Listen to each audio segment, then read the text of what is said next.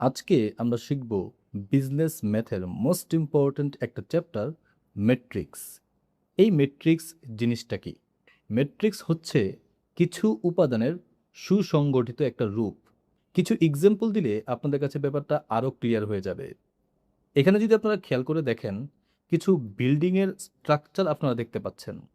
আপনারা যদি খেয়াল করে দেখেন, এখানে যে পিলারগুলা, এই পিলারগুলো কিন্তু এলোমেলোভাবে সাজানো হয় নাই, নির্দিষ্ট একটা প্যাটার্নে সাজানো হয়েছে। আবার এখানে যদি খেয়াল করে দেখেন, আমরা বাজার থেকে যে গ্লাস কিনি, কাচের গ্লাস, সেই গ্লাসগুলো কিন্তু একটা বক্সের মধ্যে দেয় তারা। এই যে বক্সের এই যে প্যাটার্নটা একটা সুসংগঠিত একটা রূপের মধ্যে থাকে।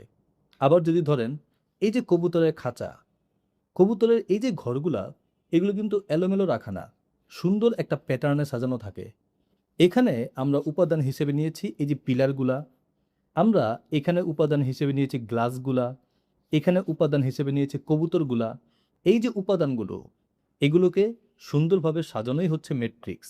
এখন যদি আমরা গাণিতিকভাবে চিন্তা করতে যাই, কোনো সংখ্যা বা কোনো অ্যালফাবেট, এগুলোকে যখন থার্ড ব্রেকেট দিয়ে লেখা হয়, তখন এটাকে বলা হয় একটা মেট্রিক্স।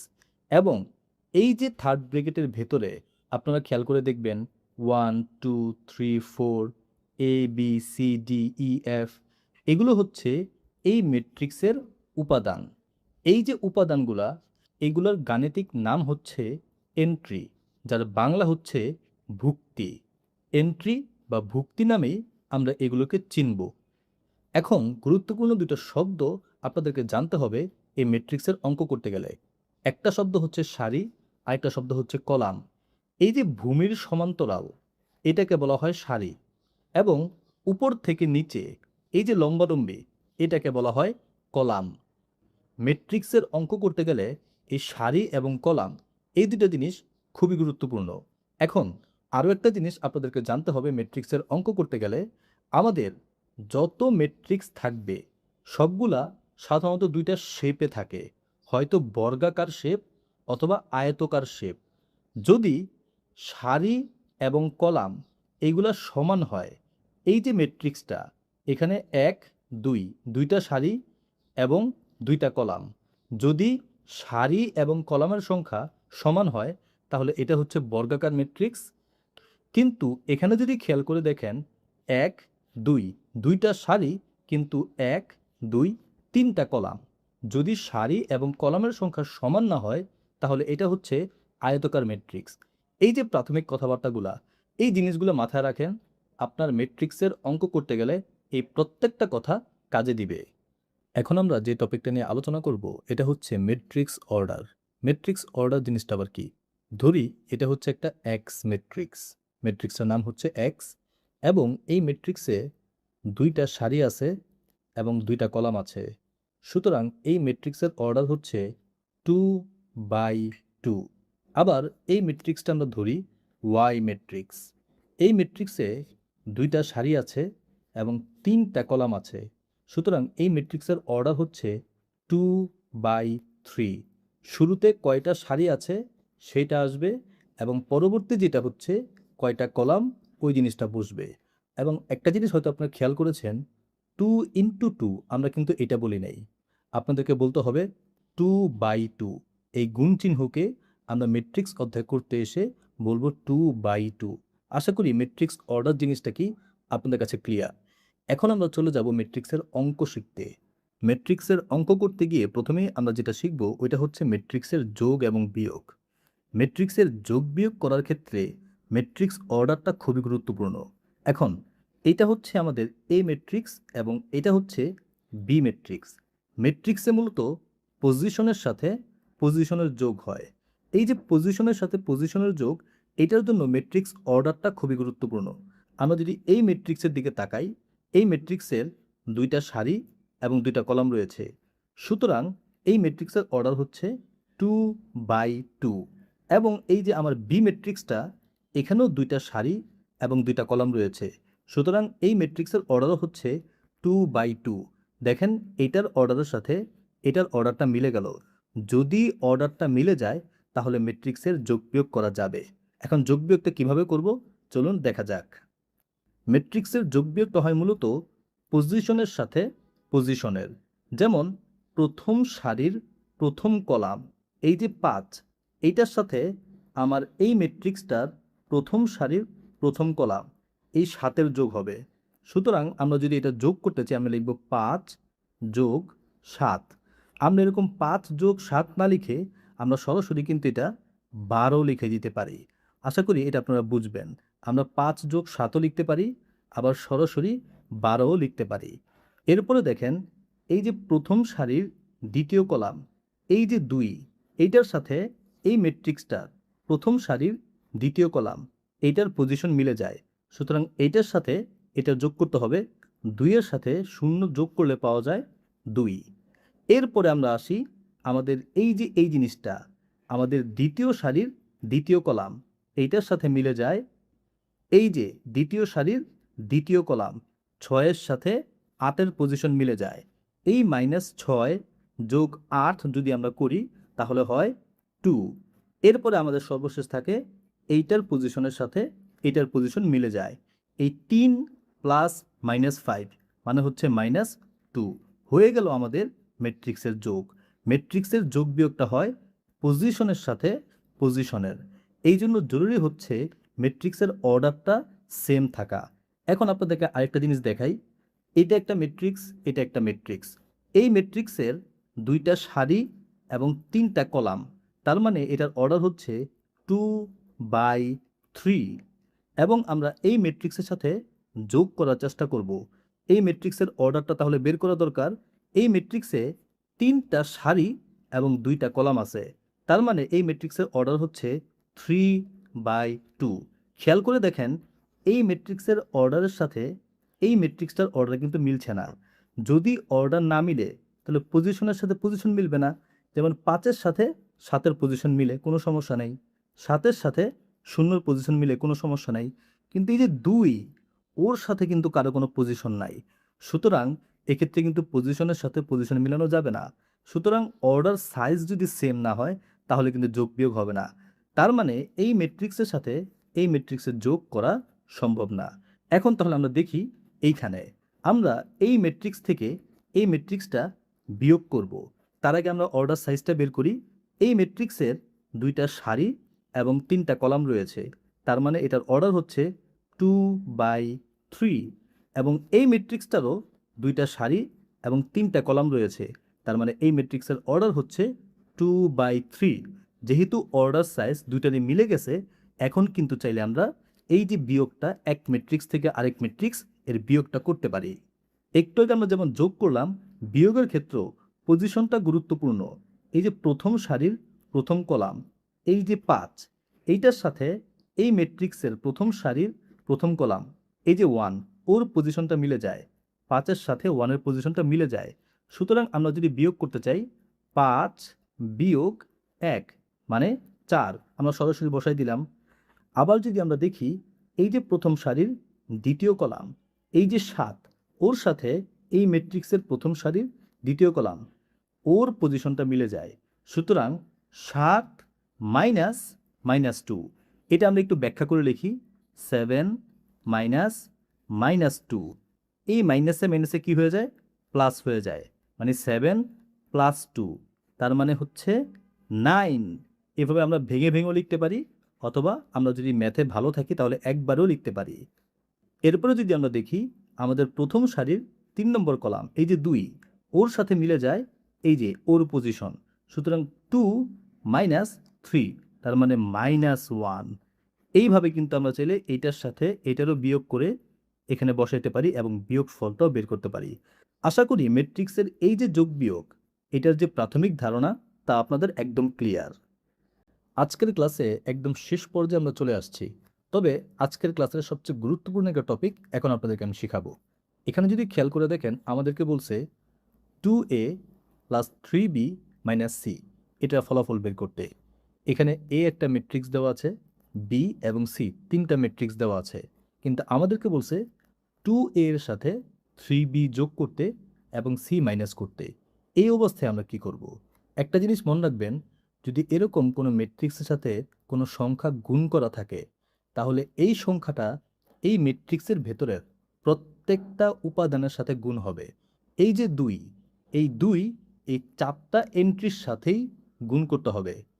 এই 2 এই 1-এর সাথে গুণ হবে, 2 1 2, এই 2 এই 6-এর সাথে গুণ হবে, 6 দুগুণে 12, এই 2 -3 এর সাথে গুণ হবে, 3 দুগুণে -6, এবং এই 2 এই 5-এর সাথে গুণ হবে, 5 দুগুণে 10। ঠিক একইভাবে এই যে 3, এই 3 বি ম্যাট্রিক্সের প্রত্যেকটা উপাদানের সাথে গুণ হবে। এরপরে সি, তার সাথে তো কিছু নাই, তো যা ছিল তাই এখানে বসে পড়ল। এখন যদি আমরা এই 3টা ম্যাট্রিক্স একসাথে যোগ বিয়োগ করতে চাই, খুবই সিম্পল হবে আমাদের জন্য। এই 2-এর সাথে 15 যোগ হবে এবং এই 3 মাইনাস হবে। 2 যোগ 15 মানে 17, 17 থেকে 3 মাইনাস হলে থাকে হচ্ছে 14। তারপরে এই 12-এর সাথে 0 যোগ হবে এবং এই 4 মাইনাস হবে। কত হয়? 12 যোগ 0 মানে 12, 12 থেকে 4 বাদ গেলে থাকে 8। আশা করি নিচেরটাও আপনারা করতে পারবেন এবং ফাইনালি এই ফলাফলটাও বের করতে পারবেন। যোগ বিয়োগ কিভাবে করে? যোগ বিয়োগ করার ক্ষেত্রে কিছু শর্ত ছিল। যোগ বিয়োগ করা যাবে কি যাবে না, ঠিক একইভাবে ম্যাট্রিক্সের গুণ করার ক্ষেত্রেও শর্ত আছে যে গুণ করা যাবে কি যাবে না। যদি গুণ করতে হয় তাহলে একটা বিশেষ শর্ত মানতে হবে। প্রথম ম্যাট্রিক্সের কলাম সংখ্যা দ্বিতীয় ম্যাট্রিক্সের সারির সংখ্যার সমান হতে হবে। যদি এই শর্তটা মেনটেন করতে পারে তাহলেই ম্যাট্রিক্সের গুণ করা যাবে অথবা ম্যাট্রিক্সের গুণ করা যাবে না। এখন এই জিনিসটা আমরা একটু প্র্যাকটিক্যালি দেখি। এখানে দুইটা ম্যাট্রিক্স আছে, একটা এ এবং একটা বি। আমাদের শর্ত ছিল প্রথম ম্যাট্রিক্সের কলাম সংখ্যা দ্বিতীয় ম্যাট্রিক্সের সারির সংখ্যার সমান হবে। যদি খেয়াল করে দেখেন, এ ম্যাট্রিক্সে 1 2 3 তিনটা কলাম আছে এবং বি ম্যাট্রিক্সে 1 2 3 তিনটা সারি আছে। এখন এই ম্যাট্রিক্সের কলাম সংখ্যা এই ম্যাট্রিক্সের সারির সংখ্যার সাথে মিলে গেল, সুতরাং আমাদের শর্ত পালন হয়েছে। এক্ষেত্রে এই এর সাথে বি গুণ করা যাবে। এখন এইখানে আরও দুটো ম্যাট্রিক্স আছে, একটা হচ্ছে এম আর একটা হচ্ছে এন। এম ম্যাট্রিক্সে দুইটা কলাম আছে এবং এন ম্যাট্রিক্সে একটা মাত্র সারি আছে। এখন আমাদের শর্ত ছিল প্রথম ম্যাট্রিক্সে যতটা কলাম থাকবে দ্বিতীয় ম্যাট্রিক্সে অতটা সারি থাকতে হবে। এম ম্যাট্রিক্সে দুইটা কলাম থাকলেও এন ম্যাট্রিক্সে কিন্তু দুইটা সারি নাই। সেক্ষেত্রে এম ইন্টু এন এটা করা যাবে না। আশা করি কখন গুণ করা যাবে এবং কখন গুণ করা যাবে না এই ব্যাপারটা আপনাদের কাছে ক্লিয়ার। এখন এ এবং বি এই দুইটা যেহেতু আমাদের শর্ত পূরণ করেছে, সুতরাং আমরা আপনাদের এখন এ এবং বি গুণ করে দেখাবো এবং ম্যাট্রিক্সের গুণ কিভাবে করতে হয় তা শেখাবো। আমরা এ এবং বি গুণ করব, মানে আমরা এ বি এর মানটা বের করব। আমরা এই ম্যাট্রিক্সটার সাথে এই ম্যাট্রিক্সটাকে গুণ করব। এখন গুণ করার নিয়মটা হচ্ছে, এই যে একটা সারি, এই সারির সাথে এই কলামটাও গুণ করতে হবে এবং এই কলামটাকেও গুণ করতে হবে। আবার এই যে দ্বিতীয় সারি, এইটার সাথেও এই কলামটা গুণ করতে হবে এবং এই কলামটাকেও গুণ করতে হবে। এখন এই কথাটা শুনতে একটু জটিল মনে হলেও আপনাদেরকে প্র্যাকটিক্যালি আমি দেখাই, তাহলে আপনাদের কাছে ব্যাপারটা একদম সহজ হয়ে যাবে। প্রথমত আমরা এই সারির সাথে এই কলামটাকে গুণ করব। আমরা এখানে সমান সমান দিলাম। এখন খেয়াল করে দেখবেন, এই যে 3, এই 3 এর সাথে আমরা প্রথমে এই 1 গুণ করব। 3 একে 3, এরপরে একটা প্লাস চিহ্ন দিব, এটা হচ্ছে সূত্রের প্লাস। তারপরে এই -4 এর সাথে আমরা এই 2কে গুণ করব। -4 এর সাথে 2কে গুণ করলে হয় -8। তারপরে আবারও আমরা সূত্রের প্লাস দিব। তারপরে এই 2 এর সাথে আমরা এই 3কে গুণ করব। 3 দুগুণে হয় 6। এরপরে আমরা এই সারিটার সাথে আবার এই যে এই দ্বিতীয় কলামকে গুণ করব। প্রথমে আমরা এই 3-এর সাথে এই 2কে গুণ করব, তাহলে হবে 6। তারপরে সূত্রের এই প্লাস, তারপরে এই -4 এর সাথে আমরা এই 5কে গুণ করব। 4 5 20, যেহেতু মাইনাস আছে সুতরাং -20। এরপরে এই 2-এর সাথে আমরা এই 7কে গুণ করব। এই প্লাস তো সূত্রের, তো 7 দুগুণে 14। আশা করি প্রাথমিক অবস্থায় এই যে সারিটার সাথে আমরা দুইটা কলামকে গুণ করলাম, এই ব্যাপারটা আপনাদের কাছে ক্লিয়ার। এখন আমরা এই যে দ্বিতীয় সারিটা, এইটার সাথে এই কলামটাকে গুণ করব এবং এই কলামটাকে গুণ করব। চলুন দেখা যাক। প্রথমে এই সারিটার সাথে আমরা এই প্রথম কলামটাকে গুণ করব। -2 এর সাথে 1কে গুণ করলে হয় -2, তারপর আমাদের সূত্রের প্লাস, তারপরে এই 1 এর সাথে এই 2কে গুণ করব, 2 1 2, তারপর আমাদের সূত্রের প্লাস, তারপরে এই শূন্যের সাথে এই 3কে গুণ করব, 3 0 0। এরপর সর্বশেষ কাজ হচ্ছে এই সারিটার সাথে এই দ্বিতীয় কলামটাকে গুণ করা। চলুন দেখা যাক। প্রথমে এই -2 এর সাথে আমরা এই 2কে গুণ করব, তাহলে হয় -4, আমাদের সূত্রের প্লাস, তারপরে এই 1 এর সাথে এই 5কে গুণ করব, 5 1 5, আমাদের সূত্রের প্লাস, তারপরে এই 0 এর সাথে 7কে গুণ করব, 7 0 0। এই ছিল আমাদের গুণের নিয়ম। প্রথম ম্যাট্রিক্সের এই যে প্রথম সারি, এটা দিয়ে দ্বিতীয় ম্যাট্রিক্সের দুইটা কলামকেই গুণ করতে হবে, এবং প্রথম ম্যাট্রিক্সের দ্বিতীয় সারি, এটা দিয়ে আমাদের দ্বিতীয় ম্যাট্রিক্সের দুইটা কলামকেই গুণ করে দেখাতে হবে, যা আমরা এখানে করে দেখিয়েছি। তারপর আমাদের চিরাচরিত যে সেকেন্ড ব্র্যাকেট, এটা আমরা দেখালাম। এখন শুধু আমরা যোগ বিয়োগ করলেই আমাদের ফলাফলটা পেয়ে যাই। এই 3 এর সাথে 6 যোগ মানে 9 হয়, আমরা পেয়ে গেলাম 9। এই প্লাসে মাইনাসে -8, 9 থেকে 8 মাইনাস করলে থাকে 1। এরপরে এই 6 এর সাথে 14 গুণ করলে হয় 20, প্লাসে মাইনাসে -20, 20 থেকে 20 মাইনাস করলে হয় 0। এরপরে -2 এর সাথে +2 কাটাকাটি থাকে 0, এখানে থাকবে 0। এরপরে -4 + 5 মানে থাকে হচ্ছে প্লাসের 1, আর 0 তো এখানে কোনো কাজ করবেই না, তো রইল এখানে 1। এই ছিল আমাদের গুণের অ্যান্সার। আশা করি ম্যাট্রিক্সের এই যে গুণের যে প্রাথমিক কাজটা আপনাদের কাছে ক্লিয়ার। এর প্রধান যে শর্ত, প্রথম ম্যাট্রিক্সের কলাম সংখ্যা দ্বিতীয় ম্যাট্রিক্সের সারির সংখ্যার সমান হতে হবে। এই শর্তটা মনে রাখলে আপনারা খুব সহজেই বুঝবেন কোথায় গুণ হবে এবং কোথায় গুণ করা যাবে না, এবং কিভাবে গুণ করতে হবে। আশা করি ব্যাপারটা আপনাদের কাছে একদম ক্লিয়ার। এখন আমরা এই অধ্যায়ের মোস্ট ইম্পর্ট্যান্ট কিছু টপিক নিয়ে আলোচনা করব।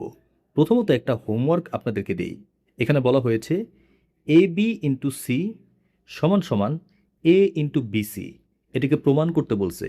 লেফট হ্যান্ড সাইড সমান সমান রাইট হ্যান্ড সাইড, মানে আমাদেরকে এইটার একটা মান বের করতে হবে, এই মানটা সমান সমান হবে এই মানটা, দুইবার আমাদেরকে করতে হবে।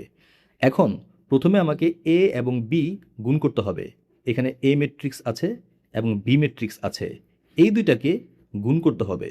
গুণ করে যে রেজাল্টটা বের হবে, এই রেজাল্টের সাথে এই যে সি ম্যাট্রিক্সটা তারপরে গুণ করতে হবে, তারপর একটা এই পুরো ফাইনাল রেজাল্ট বের হবে। এরপরে বি এর সাথে সি গুণ করতে হবে, এই রেজাল্টের সাথে এই এটা গুণ করতে হবে, ফাইনাল একটা রেজাল্ট বের হবে। এই রেজাল্ট এবং এই রেজাল্টটা সমান সমান হবে, তাহলেই অঙ্কটা হয়েছে। তো আপনাদেরকে এটা আমি হোমওয়ার্ক দিলাম, আশা করি আপনারা পারবেন। এরপরে যদি এইখানে তাকান, খুবই মনোযোগের সাথে শুনবেন। প্রথমে এখানে বলা হয়েছে a² + 2a - 3i। এখন a² মানে কি? a ইন্টু এ, মানে এর সাথে এ কে দুইবার গুণ করলেই কিন্তু a² পেয়ে যাই। তারপরে +2a, এর সাথে 2 গুণ করতে হবে, এটাও আমরা পারি, -3i। এই আই জিনিসটা আমাদের জন্য নতুন। এখন এই আইটা বোঝার জন্যই আপনাদের সাথে একটু বিস্তারিত আলোচনা দরকার। এখানে আমরা 3 ধরনের ম্যাট্রিক্স দেখতে পাচ্ছি: কর্ণ ম্যাট্রিক্স, স্কেলার ম্যাট্রিক্স এবং অভেদক বা একক ম্যাট্রিক্স। এখন প্রত্যেকটা ম্যাট্রিক্সের একটা কমন সাইন আপনারা দেখতে পারবেন। এই যে কর্ণটা, খেয়াল করে দেখেন, প্রত্যেকটা ম্যাট্রিক্সের এই যে কর্ণটাতে কিছু সংখ্যা আছে, আর বাকি সব জায়গায় আছে শূন্য। এই 3টা ম্যাট্রিক্সের কমন ফ্যাক্টর। এই যে কর্ণে এখানে কিছু সংখ্যা আছে, কিন্তু বাকি সবগুলো হবে কি? শূন্য। তাহলে আমরা পার্থক্য কিভাবে করব? কোনটা কর্ণ ম্যাট্রিক্স, কোনটা স্কেলার ম্যাট্রিক্স, কোনটা অভেদক ম্যাট্রিক্স? পার্থক্যটা হবে এইভাবে।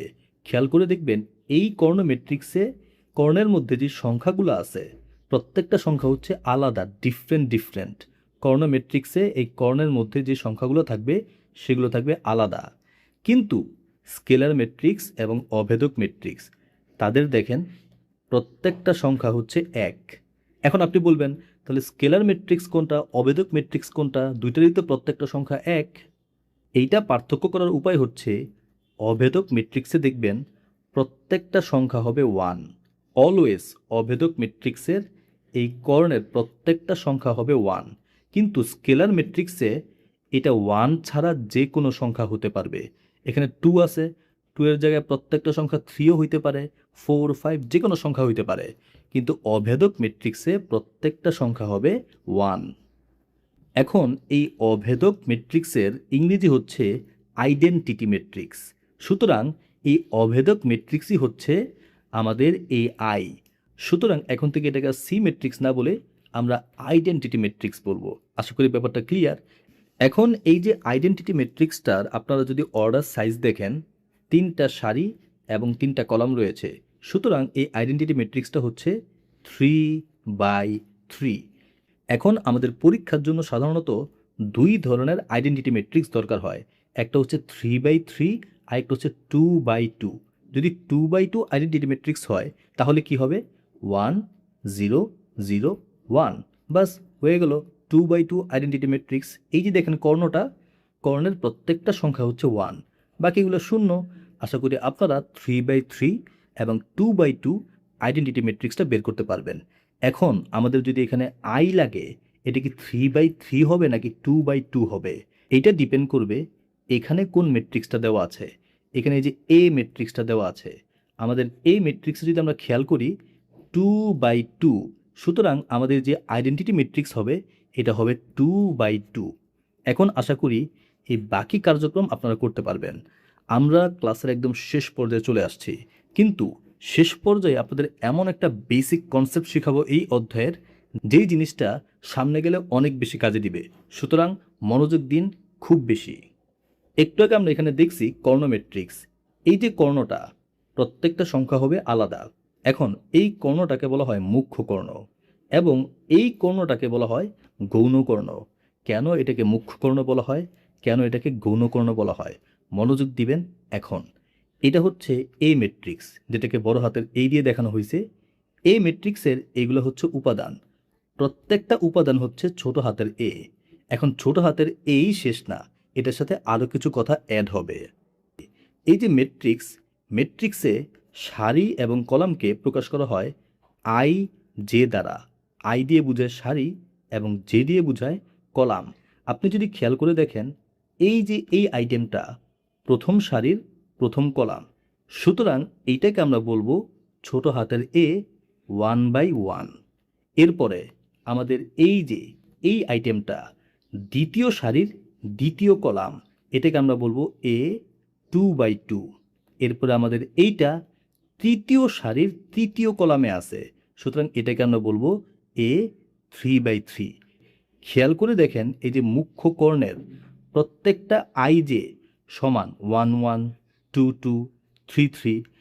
যদি কোনো কর্ণের এই আই যে সমান হয় তাহলে ওই কর্ণটা হচ্ছে মুখ্য কর্ণ। এখন খেয়াল করে দেখেন এই যে গৌণ কর্ণটা, এটা কিভাবে গৌণ কর্ণ হইল? এই যে প্রথম এইটা, এটা হচ্ছে 1 নম্বর সারির 3 নম্বর কলাম, তাহলে কি হইল? এ 1/3, তাই না? 1 নম্বর সারির 3 নম্বর কলাম। এরপরে এইটা, এটা হচ্ছে 2 নম্বর সারির 2 নম্বর কলাম, এ 2/2। এরপরে হচ্ছে এইটা 3 নম্বর সারির প্রথম কলাম, তাহলে এ 3/1। এখন দেখেন প্রত্যেকটা কিন্তু সমান না। এখানে যে আই যেটা মানে সারি এবং কলাম, মুখ্য কর্ণের ক্ষেত্রে প্রত্যেকটা কি 1 1 2 2 3 3, কিন্তু এখানে আই যেটা কিন্তু প্রত্যেকটা সমান না। সুতরাং যেই কর্ণের প্রত্যেকটা আই যে সমান ওইটাই হচ্ছে মুখ্য কর্ণ। আশা করি আপনাদের কাছে ব্যাপারটা একদম ক্লিয়ার। এখানে আমাদেরকে বলা হয়েছে এ প্লাস এ টু দি পাওয়ার টি এটার মান বের করতে। আবার আমাদেরকে বলেছে এ প্লাস বি হোল প্রাইম এটার মান বের করতে। এখন এ বি এইসবের সাথে তো আমরা পরিচিত, কিন্তু এই টি এবং এই প্রাইম এই জিনিসটা কি, এটাকে বোঝার জন্য আপনাদের সাথে একটু বিস্তারিত ব্যাখ্যা করা জরুরি। চলুন দেখা যাক। এই ট্রান্সপোজ বা বিম্ব ম্যাট্রিক্স সম্পর্কে আমাদের জানতে হবে যদি আমরা এই টি এবং প্রাইম সম্পর্কে জানতে চাই। এখন এখানে একটা ম্যাট্রিক্স দেওয়া আছে, এ ম্যাট্রিক্স 1 2 3 4 কিছু তথ্য দেওয়া আছে এখানে। আমাদেরকে এই ম্যাট্রিক্সটাকে ট্রান্সপোজ ম্যাট্রিক্সে রূপান্তর করতে হবে। এখন ট্রান্সপোজ ম্যাট্রিক্সের চিহ্নটা কি? সেই চিহ্নটা হচ্ছে এর ওপর ছোট্ট হাতের টি অথবা এই এর ওপর বড় হাতের টি অথবা এর ওপর এই যে প্রাইম, এইভাবে এই ট্রান্সপোজ ম্যাট্রিক্সকে পরিচিত করানো হয়। এখন এই ম্যাট্রিক্সটাকে কিভাবে আমরা ট্রান্সপোজ ম্যাট্রিক্সে রূপান্তর করব তা একটু আপনাদেরকে দেখাই। ট্রান্সপোজ ম্যাট্রিক্সে রূপান্তর করার যে শর্ত, এই যে দুইটা কলাম, এই দুইটা কলামকে আমরা সারিতে রূপান্তর করব, অথবা এই যে দুইটা সারি, এই সারি দুইটাকে আমরা কলামে রূপান্তর করব। আপনাদেরকে একটা প্র্যাকটিক্যাল এক্সাম্পল দিলে ব্যাপারটা আপনাদের কাছে আরও সহজ হবে। ধরেন এই যে এই সারিটাকে প্রথমে আমরা কলামে রূপান্তর করব। এই ওয়ানটাকে আমরা এখানে লিখলাম, তারপরে এই টুকে এখানে লিখলাম, তারপরে এই সারিটাকে আমরা কলামে রূপান্তর করব। এই থ্রিকে আমরা এখানে লিখলাম, তারপরে ফোরকে এখানে লিখলাম। বাস হয়ে গেল।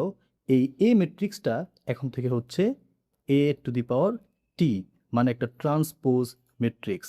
ট্রান্সপোজ বা বিম্ব ম্যাট্রিক্সের মূল কথাটাই হচ্ছে সারিগুলা কলাম হয়ে যাবে অথবা কলামগুলা সারি হয়ে যাবে।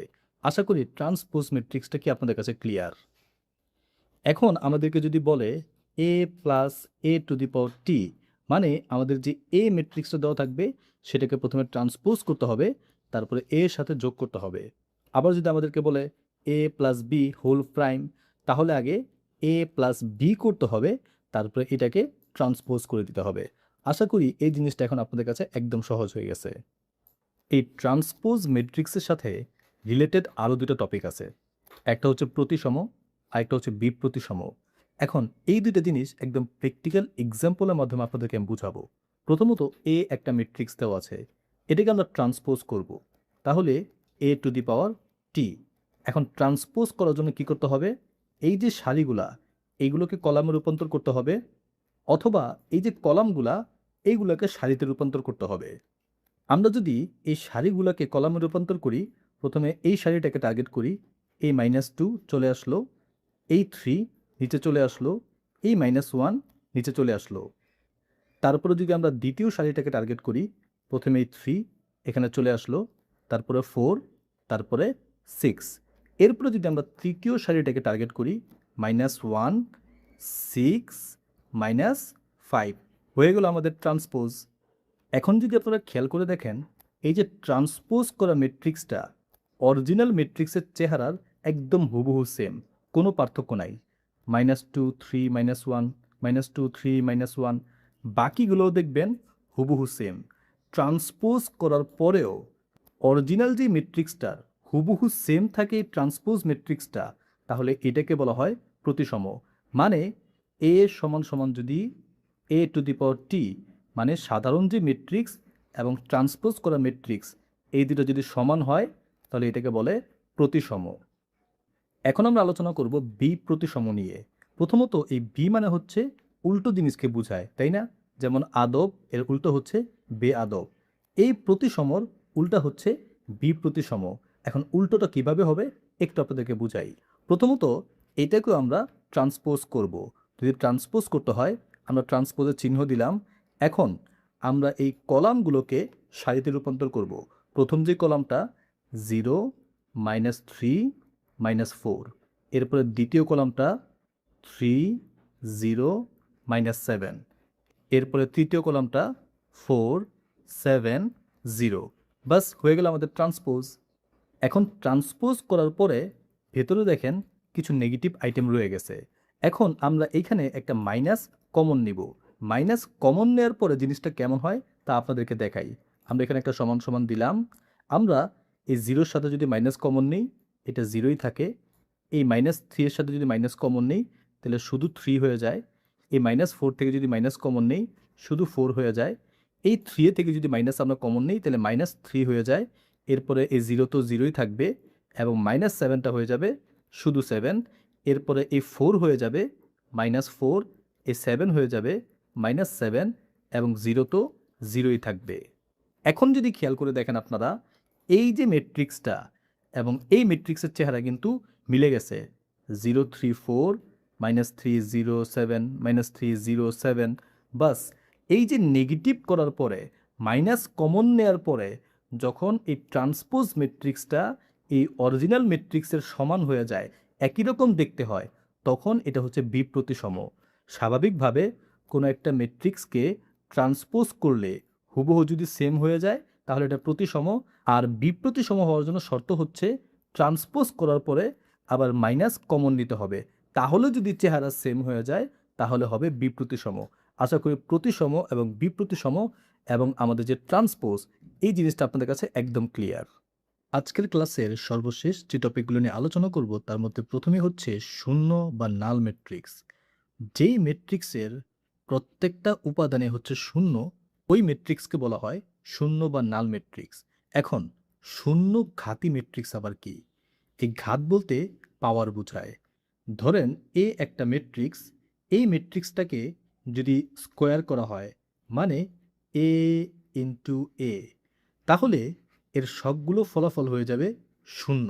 আবার ধরেন এটাকে কিউব করা হইলো, তার মানে এ স্কোয়ার ইন্টু এ, তাহলেও এর ফলাফলগুলো সব হয়ে গেল শূন্য। এইটাকে বলা হয় শূন্য ঘাতি ম্যাট্রিক্স। আমাদেরকে যদি পরীক্ষায় বলে 2 সূচকের বা 3 সূচকের শূন্য ঘাতি ম্যাট্রিক্স এইটা প্রমাণ করে দাও, তাহলে আমরা কি করব? এই ম্যাট্রিক্সটাকে যদি বলে 3 সূচকের শূন্য ঘাতি ম্যাট্রিক্স প্রমাণ করো, তাহলে আমরা প্রথমে এ স্কোয়ার করব, তারপরে এ দিয়ে গুণ করব, এবং সবগুলো যদি শূন্য হয়ে যায় তাহলে হ্যাঁ, এটা হচ্ছে একটা শূন্যঘাতী ম্যাট্রিক্স। এরপরে সর্বশেষ হচ্ছে অভেদ ঘাতী ম্যাট্রিক্স। এখানে ঘাত হচ্ছে স্কোয়ার। কোনো একটা ম্যাট্রিক্সকে যদি স্কোয়ার করা হয় এবং সেটা যদি অভেদক ম্যাট্রিক্সের রূপ নেয় তাহলে ওইটা হচ্ছে অভেদ ঘাতী ম্যাট্রিক্স। এখন অভেদক ম্যাট্রিক্সটা কী ছিল? আমরা তো আগেই শিখেছিলাম অভেদক ম্যাট্রিক্স হচ্ছে দুই ধরনের। একটা হচ্ছে যদি এমন হয় 1 0 0 1, অথবা 1 0 0 0 1 0, অথবা 0 0 1। প্রত্যেকটা এই যে কর্ণের প্রত্যেকটা সংখ্যা যদি 1 হয় এবং বাকি সবগুলো যদি শূন্য হয় তাহলে এটা হচ্ছে অভেদক ম্যাট্রিক্স। কোনো একটা ম্যাট্রিক্সকে যদি স্কোয়ার করলে এই অভেদক ম্যাট্রিক্সের রূপ নেয় তাহলে ওইটা হচ্ছে অভেদ ঘাতী ম্যাট্রিক্স। আশা করি আজকের আলোচনাটা আপনাদের মনে থাকবে। বিজনেস ম্যাথের ম্যাট্রিক্স চ্যাপ্টারের আজকের ক্লাসটা হবে অনেক বেশি স্পেশাল, কারণ আমরা আমাদের আজকের ক্লাসে নির্ণায়কের মান কিভাবে নির্ণয় করে তা শিখব। প্রথমত ম্যাট্রিক্স এবং নির্ণায়কের কিছু পার্থক্য আছে, তা আপনাদের কাছে ক্লিয়ার করতে চাই। আমরা জানি যদি সারি এবং কলাম দুইটাই সমান হয় তাহলে এটা হচ্ছে বর্গাকার ম্যাট্রিক্স। কিন্তু সারি এবং কলাম যদি সমান না হয় সেক্ষেত্রে এটাকে বলে আয়তকার ম্যাট্রিক্স।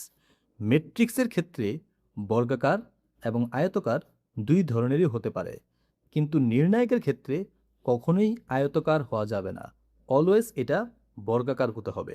এই প্রাথমিক পার্থক্যটা আপনারা মনে রাখেন। এরপরে দ্বিতীয় যে পার্থক্য, আমরা ম্যাট্রিক্সের ক্ষেত্রে সাধারণত এই থার্ড ব্রেকেট ব্যবহার করি। মাঝে মাঝে চাইলে ফার্স্ট ব্রেকেটও ব্যবহার করা যায়, অথবা এরকম ডাবল স্ট্যান্ডও ব্যবহার করা যায়। কিন্তু নির্ণায়কের ক্ষেত্রে অলওয়েজ এরকম সিঙ্গেল স্ট্যান্ড ব্যবহার করতে হয়। যেমন 1 2 3 4 হয়ে গেল একটা নির্ণায়ক। এরপরে 3 নম্বর পার্থক্য হচ্ছে ম্যাট্রিক্সের ক্ষেত্রে আমরা কখনোই কোনো মান বের করি না, কিন্তু নির্ণায়কের ক্ষেত্রে অলওয়েজ আমরা একটা মান বের করি। এই ব্যাপারটা আমরা যখন অঙ্ক করতে যাব তখন আপনার কাছে ক্লিয়ার হবে কিভাবে নির্ণায়কের মান বের করা হয়। এরপরে 4 নম্বর যে পার্থক্য, ম্যাট্রিক্সের ক্ষেত্রে আমরা যদি কোনো ম্যাট্রিক্সকে কোনো সংখ্যা দিয়ে গুণ করতে চাই তাহলে এই সংখ্যাটা প্রত্যেকটা উপাদানের সাথেই কিন্তু গুণ করা হয়। কিন্তু নির্ণায়কের ক্ষেত্রে ব্যাপারটা এমন না। ধরেন 2 একটা সংখ্যা দিয়ে আমরা একটা নির্ণায়ককে গুণ করব, সেক্ষেত্রে কি হবে জানেন? হয়তো এই সারিটা, নয়তো এই সারিটা, হয়তো এই কলামটা, নয়তো এই কলামটা, যেই কোনো একটার সাথে গুণ হবে। একটা প্র্যাকটিক্যাল এক্সাম্পল আপনাদেরকে দেখাই। ধরেন এই যে 2, যেই কোনো একটা সারির সাথে আমরা গুণ করব, তাহলে 2 একে 2, 2 দুগুণে 4। কিন্তু এই যে 3 আর 4 এইটার সাথে কোনো গুণ হবে না। কিন্তু ম্যাট্রিক্সের ক্ষেত্রে ব্যাপারটা ডিফারেন্ট, প্রত্যেকটা উপাদানের সাথে গুণ করতে হয়। নির্ণায়কের ক্ষেত্রে যেই কোনো একটা সারি অথবা যে কোনো একটা কলাম। আশা করি প্রাথমিক এই পার্থক্যটা আপনাদের কাছে একদম ক্লিয়ার। এখন আমরা নির্ণায়কের মান নির্ণয়ের প্র্যাকটিক্যাল কিছু এক্সাম্পল দেখব। আমরা এখানে ছোট্ট একটা নির্ণায়ক রেখেছি। এটাও যদি আমরা মান নির্ণয় করি, এই যে জাস্ট প্রথমে এই কোণাকুনি গুণ করতে হবে। 2 এর সাথে -5 গুণ করলে কত হয়? -10। তার উপরে একটা সূত্রের মাইনাস। তারপরে এই কোনাকুনি গুণ করতে হবে, 1 আর 0 গুণ করলে 0 সমান সমান -10 হয়ে গেল আমাদের নির্ণায়কের মান নির্ণয় করা। এখন আমরা একটা 3/3 নির্ণায়কের মান নির্ণয় করব। এখানে আমরা একটা 3/3 নির্ণায়ক দেখতে পাচ্ছি। প্রথমে আমাদের যে কাজটা করতে হবে, যেই কোনো একটা সারি অথবা কলাম আমাদের টার্গেট করতে হবে। আমরা এই প্রথম সারিটাকে টার্গেট করলাম। এখন আমরা এই প্রত্যেকটা উপাদানের একটা করে চিহ্ন দিব। এখন চিহ্নটা কিভাবে দিব? হয়তো চিহ্নটা প্লাস হবে অথবা মাইনাস হবে। এই চিহ্ন দেওয়ার ক্ষেত্রে একটা চিহ্ন প্রথা রয়েছে। সেই ব্যাপারে বিস্তারিত আলোচনা না করে আপনাদের কাছে আমি সংক্ষেপে আলোচনা করব। ধরেন প্রথম যে সংখ্যাটা সেটাকে প্লাস চিহ্ন দিবেন, তার পাশেরটাকে অন্য উল্টা চিহ্ন মাইনাস চিহ্ন, তার পাশেরটাকে আবার উল্টা চিহ্ন, তার পাশেরটাকে আবার উল্টা চিহ্ন, তার পাশেরটাকে আবার উল্টা চিহ্ন, তার পাশেরটাকে উল্টা। এইভাবে উল্টা চিহ্ন দিতে দিতে দেখবেন একটার সাথে আরেকটার চিহ্ন মিলছে না, কিন্তু শুরু করতে হবে প্লাস চিহ্ন দিয়ে। এইভাবে যদি আমরা দেখি, আমাদের প্রথমটা হবে প্লাস, পরেরটা মাইনাস এবং পরেরটা হবে প্লাস। এইভাবে আমরা চিহ্নগুলো দিয়ে দিব। আশা করি আপনাদের কাছে প্রাথমিক এই ব্যাপারটা একদম ক্লিয়ার। এখন যেহেতু আমরা প্রথম যে সারি এটাকে টার্গেট করেছি এবং এটার চিহ্ন হচ্ছে প্লাস, তো আমরা এখানে একটা সমান সমান দিলাম। এই যে +2 আমরা প্রথমে লিখলাম +2, তারপরে এই 2 বরাবর যে সারি এবং কলাম এটাকে আমরা এলিমিনেট করে দিব। বাকি রইল এই অংশটা। তো আমরা এই অংশটা লিখব 5 -2 -3 এবং 4, বাস হয়ে গেল। এরপরে আমরা যেহেতু এই সারিটাকে টার্গেট করেছিলাম, এই সংখ্যাটার কাজ শেষ। এবার আমরা এই সংখ্যাটাকে টার্গেট করব এবং এইটার চিহ্ন ছিল মাইনাস, তো আমরা -1 লিখলাম। এখন এইটা বরাবর যে সারি এবং কলাম ছিল এটা আমরা এলিমিনেট করে দিব। তাহলে বাকি রইল 0 -2 1 এবং 4। এরপরে আমরা যেহেতু এই প্রথম সারিটাকে টার্গেট করেছিলাম, সর্বশেষ সংখ্যা রইল এইটা। এখানে আছে প্লাস চিহ্ন, তাই না? যেহেতু আমরা শুরু করেছিলাম plus minus plus minus plus, এভাবে চলতে থাকবে। তো আমাদের এখানে +1টাকে আমরা নিব +1। তো এই 1 বরাবর যে সারি এবং কলাম রয়েছে এগুলো আমরা এলিমিনেট করে দেব। বাকি রইল এইটা। সুতরাং 0 5 1 -3। বাস, আশা করি এই অংশটুকু আপনাদের কাছে একদম ক্লিয়ার। তারপরে আমাদের যে কাজটা করতে হবে, আমরা এই +2 লিখলাম। এইবার কিন্তু আমরা কোনাকুনি গুণ করতে পারি। একটু আগে আমরা যেমনটা করেছি। আমরা যদি করি 4 × 5 = 20 এবং আমাদের সূত্রের মাইনাস, 3 × 2 = 6, মাইনাসে মাইনাসে প্লাস, বাস হয়ে গেল। এরপরে এই অংশের কাজটা আমরা করব। আমরা -1 লিখলাম। এরপরে আশা করি বাকি কাজটা এখানে আপনারা করতে পারবেন এবং ফাইনালি একটা ফলাফল আপনারা বের করতে পারবেন।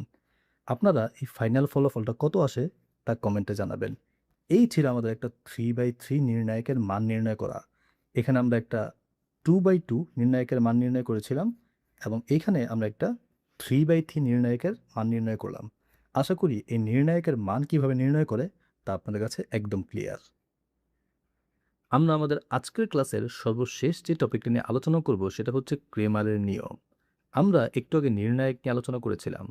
নির্ণায়কের সাহায্যে কোনো সমীকরণের চলক এক্স, ওয়াই, জেড এইগুলোর মান বের করা যায় এবং এই সিস্টেমটার আবিষ্কার করেছে বিখ্যাত গণিতবিদ মিস্টার ক্রেমার। এই জন্য এটাকে নাম দেওয়া হয় ক্রেমারের নিয়ম। এখন নির্ণায়কের সাহায্যে কিভাবে আমরা সমীকরণগুলোর সমাধান করব এবং এক্স, ওয়াই, জেডের মান বের করব তা আমরা একটু প্র্যাকটিক্যালি দেখি। এখানে আমরা দুটো সমীকরণ দেখতে পাচ্ছি। এখানে দুইটা চলক আছে এক্স এবং ওয়াই। আমরা এখানে এক্স এবং ওয়াই এর মানটা বের করব নির্ণায়কের সাহায্যে। এখন নির্ণায়কের সাহায্যে সমীকরণ সমাধান করার জন্য আমাদের প্রথমে যে কাজটা করতে হবে, একটা ডি এর মান বের করতে হবে। এখন ডি এর মান বের করার জন্য কি করতে হয় জানেন? এই যে প্রথম চলকটা আছে এক্স, এর সাথে যে সংখ্যাগুলো আছে, আমরা জানি কোনো কিছু একা থাকে না, তার সাথে একটা 1 থাকে। তো এবং 1 এবং এটার সাথে আছে 3। তো আমরা এখানে নিব 1 এবং 3। তারপরে এই যে চলকটা y, এর সাথে আছে 2 এবং 5। আমরা নিলাম 2 এবং 5। এখানে কিন্তু একটা নির্ণায়ক তৈরি হয়ে গেল। এখন যদি আমরা এটা সমাধান করি, কোনাকুনি গুণ হবে 5 একে 5, সূত্রে মাইনাস, 3 দুগুণে 6। তাহলে ফলাফল আসে কত? -1। তো ডি এর মান বের হয়ে গেল। এখন আমাদের এক্স এবং ওয়াইয়ের মান বের করার জন্য বের করতে হবে ডি এক্স। এখন ডি এক্সের মানটা কীভাবে বের করে? একটু আগে এই এক্সের সাথে যে আইটেমগুলো ছিল সেটা আমরা এখানে বসাইছি, তাই না? এখন এই আইটেমগুলোকে এলিমিনেট করে এই আইটেমগুলো বসাতে হবে। তো আমরা লিখব 5 এবং 14, কিন্তু ওয়াইয়ের সাথে যা ছিল তা সহজেই বসে পড়বে। তো বসালাম এবং একটা নির্ণায়ক তৈরি হয়ে গেল। এখন যদি এটা সমাধান আমরা করি, 5 5 25, একটা সূত্রে মাইনাস 14 দুগুণে 28, তাহলে ফলাফল থাকে -3। এরপরে আমাদের যে কাজটা করতে হবে, একটা ডি ওয়াই বের করতে হবে। ডি ওয়াই বের করার জন্য এক্সের সাথে যারা ছিল তাদেরকে আমরা বসাই দিব 1 এবং 3, ওয়াইয়ের সাথে যারা ছিল তাদের জায়গায় আমরা এদেরকে বসাই দিব 5 এবং 14। তারপরে দেখেন আমরা কোনাকুনি গুণ করে দিব, 14 মাইনাস 3 5 15, ফলাফল হচ্ছে -1। এখন আমরা আমাদের কাঙ্ক্ষিত ডি, ডিএক্স, ডিওয়াই সবাইকে পেয়ে গেছি। এখন আমরা আমাদের সূত্রগুলো প্রয়োগ করতে পারবো এক্স এবং ওয়াই বের করার জন্য। এক্স বের করার সূত্র হচ্ছে ডিএক্স ডিভাইডেড ডি, এবং ওয়াই বের করার সূত্র হচ্ছে ডিওয়াই ডিভাইডেড ডি। আমরা ডিএক্স এর মান বের করেছি, আমরা ডি এর মান বের করেছি, আমরা ডিওয়াই মান বের করেছি, আমরা ডি এর মান বের করেছি। আমরা কিন্তু সহজেই চাইলে ওয়াই এবং এক্স এর মানটা বের করতে পারি। এখানে আপনাদেরকে ক্রেমারের নিয়মটার প্রাথমিক ধাপ আপনাদেরকে শেখানো হইল। আশা করি আপনারা বুঝতে পেরেছেন। আমরা আমাদের আগামী ক্লাসগুলোতে আরও অনেক বেশি প্র্যাকটিস আপনাদের সামনে নিয়ে আসবো। Till then, take care. আসসালামু আলাইকুম রহমতুল্লাহ।